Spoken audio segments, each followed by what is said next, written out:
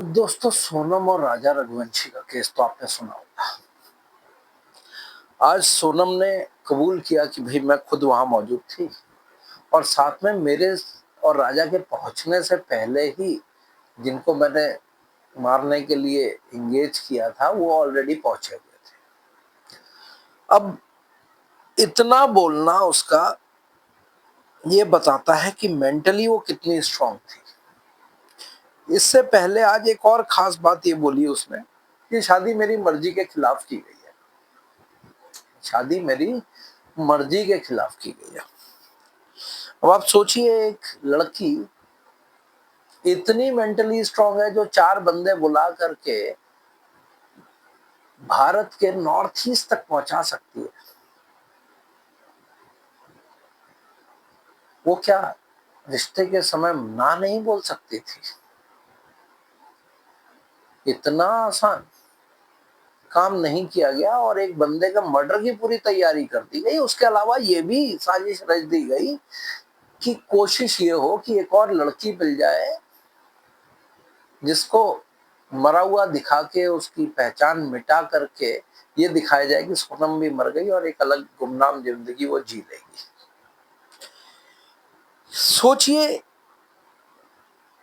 देश के मीडिया में अचानक एक खबर आई कि हनीमून पे मेघालय जो है एक कपल जाता है इंदौर से नया हनीमून पर और अचानक से लड़का गायब है, लड़की का पता नहीं है, लड़के का शव मिलता है। फिर उसके बाद नई नई थ्योरीज निकल के आती हैं जिसमें एक थ्योरी ये भी निकाली जाती है कि भाई वहां कुछ ऐसे गैंग काम कर रहे हैं जो लड़कियों को उठा के बांग्लादेश ले जाते हैं।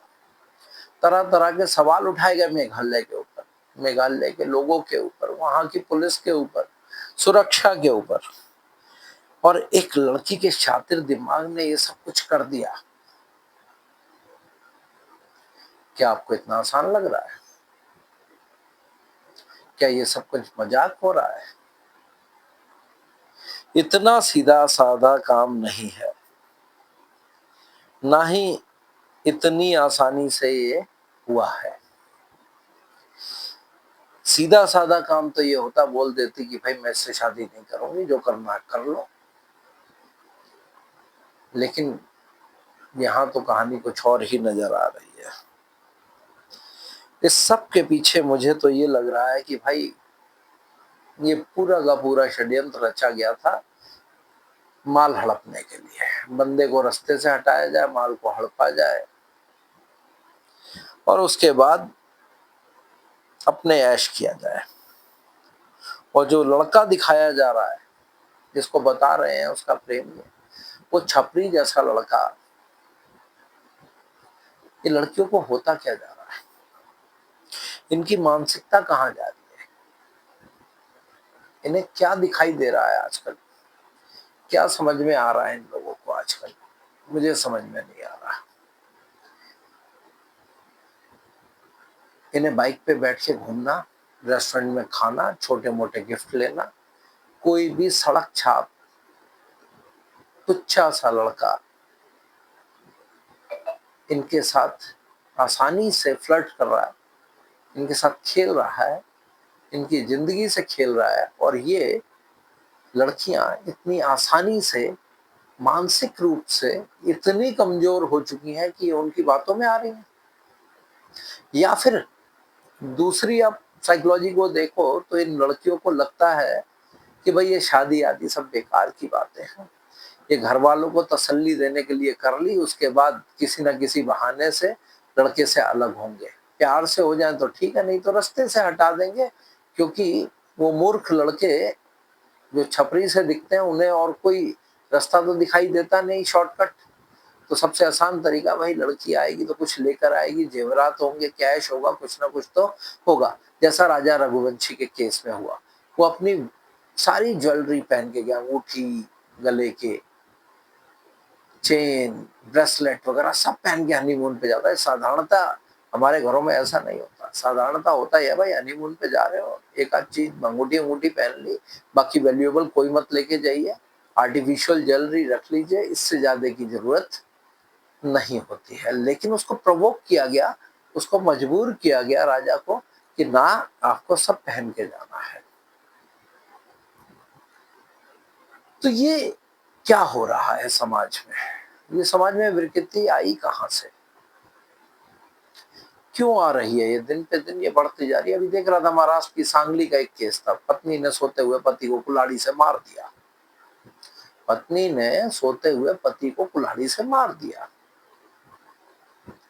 इससे पहले एक केस पढ़ा आज मैं 13 साल बाद विवाह के, जब पति को पता चला कि पत्नी किसी और से प्रेम करती है, तो उसने नीले ड्रम में जाने की जगह चुपचाप उस पत्नी को अपनी उस लड़के के हाथ में दे दिया। 13 साल शादी के हो चुके थे, बच्चा भी था। और इससे पहले नीले ड्रम वाला केस आपने सुना ही होगा। इससे पहले एक हरियाणा के यूट्यूबर का केस आपने सुना होगा। अब आप सोचिए ये हो क्या रहा है और इससे पहले क्या होता था। समय अचानक से 2 सालों में, 1.5-2 सालों में बदल गया।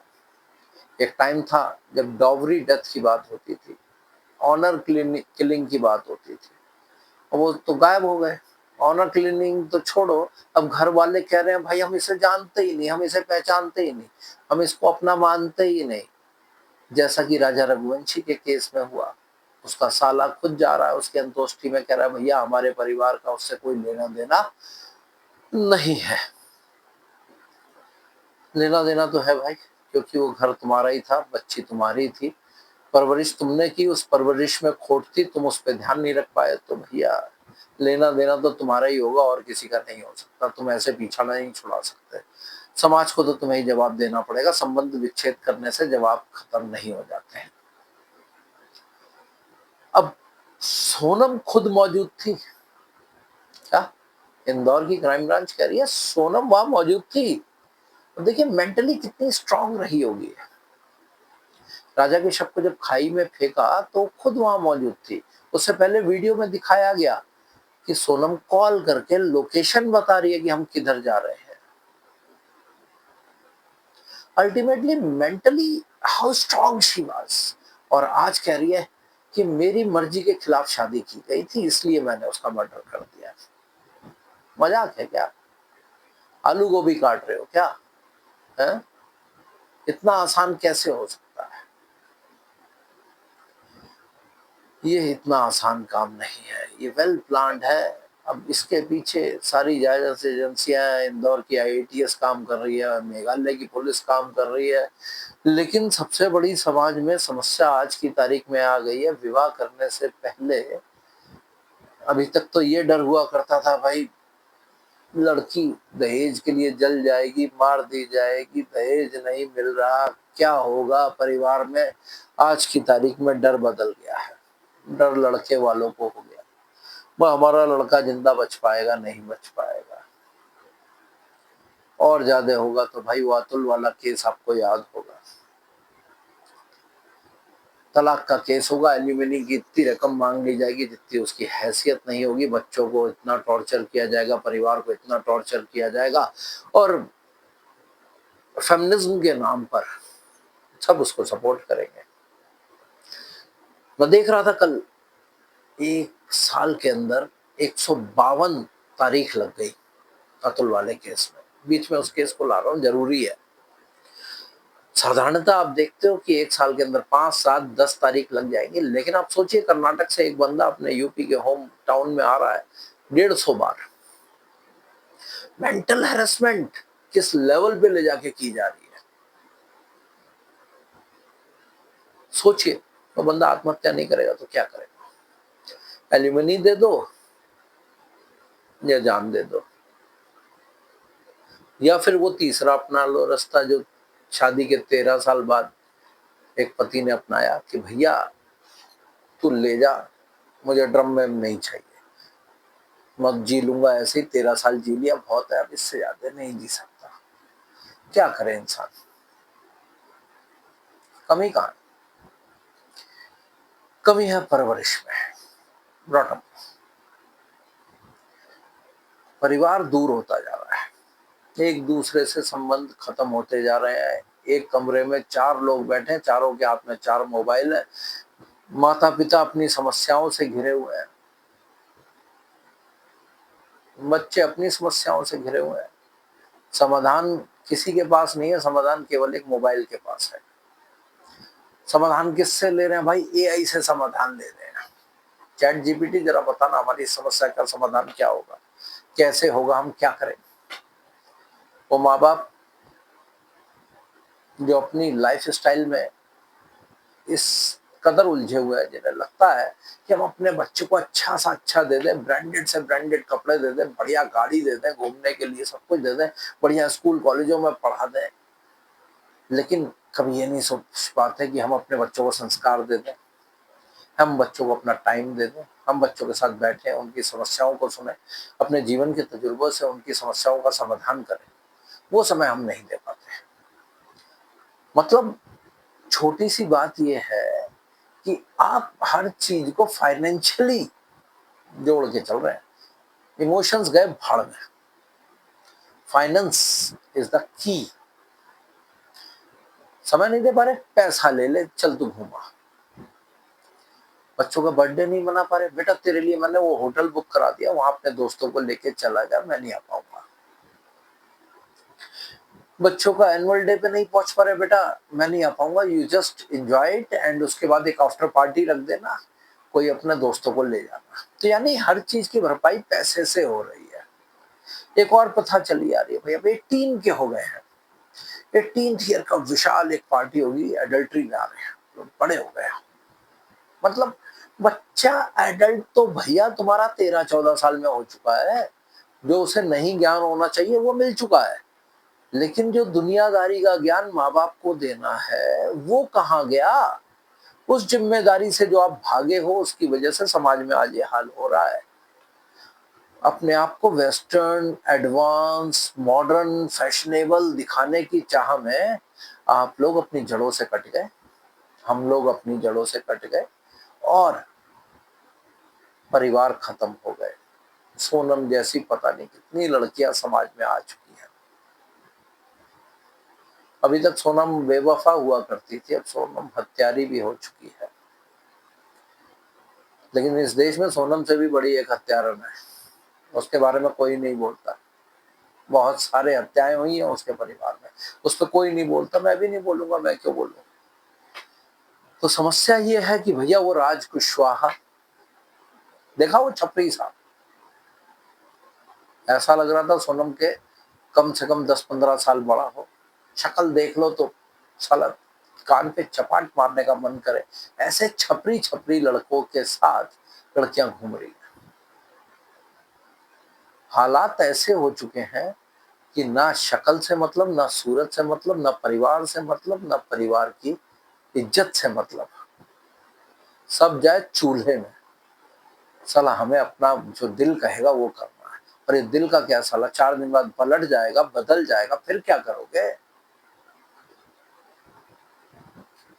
भारत के अंदर दहेज एक बहुत बड़ी समस्या हुआ करती थी, लेकिन पिछले 1.5-2 सालों के अंदर लड़कों की जान बचाना बहुत बड़ी समस्या बन चुकी है। केरोसिन ऑयल हुआ करता था जिससे जला के मारा जाता था, मोदी जी के आते आते केरोसिन मिलना बंद हो चुका था। गैस मिलती थी, गैस से लोग मरवा दिया करते थे, गैस जली छोड़ दी, झुलस के मर गई। इसका भी दोष मोदी जी को दिया कि गैस आसानी से दे रहे हैं, वो भी खत्म हो गई। अब हमारा देश बड़ी अर्थव्यवस्था बन चुका है, चौथी बड़ी अर्थव्यवस्था, यानी हम लोग आर्थिक रूप से संपन्न हो गए हैं। तो संपन्न हो गए हैं तो पैसा बहुत आ गया है, यानी मुझे लग रहा है इसका दोष भी मोदी जी पे ही जाना चाहिए। पैसा आ गया तो पैसे के लिए लड़कियां ऐसा कर रही हैं, यानी ये दोष भी मोदी जी का है कि मोदी जी काहे इतना संपन्न कर दिया कि हनीमून पे कहाँ जाएंगे, इंदौर से मेघालय। अरे साला इंदौर से कहीं जाना था तो दिल्ली आ जाते, दिल्ली में ज्यादा गर्मी थी तो नीचे चले जाते जबलपुर की तरफ को, लेकिन नहीं, नॉर्थ ईस्ट गए, भारत के नॉर्थ ईस्ट गए। पैसा था ना, यानी यहाँ भी मोदी की गलती लग रही होगी। एक प्रजाति ऐसी है इस देश में, लेकिन उन्हें ये नहीं दिख रहा कि गलती वास्तविकता में कहाँ है। लेकिन एक दिन अगर यही चलता रहा तो हमें ये डर है कि भैया कल को लड़का ना हो, लड़की हो तो समस्या, लड़की ना हो, लड़का हो तो समस्या। जेल में चक्की तो सबने ही पीसनी है, क्योंकि टेक्नोलॉजी इतनी बढ़ चुकी है कि आप बच नहीं सकते। कब तक छुपी? कई दिन तक बेवकूफ बनाया, नई नई थ्योरी ले आए, सब कुछ कर दिया, लेकिन हुआ क्या? At the end of the day जो कैमरास थे उन्होंने टैग कर लिया, मोबाइल डाला, सर्वेलेंस पे पता चल गया, फिर नहीं बच सकते आप। आज के युग में डिजिटल इम्प्रिंट्स आपके रहेंगे ही रहेंगे, आप बच ही नहीं सकते। और परिवार, सोचिए उस पर क्या बीत रही होगी, उसके मन में क्या हो रहा होगा। संभव ये है कि अब अगर आप परिवारों में संस्कार दे सकें, परिवारों को देख सकें, संस्कारों को समझ सकें, तो कुछ हो पाएगा। अदरवाइज होना है वो अच्छा नहीं दिखाई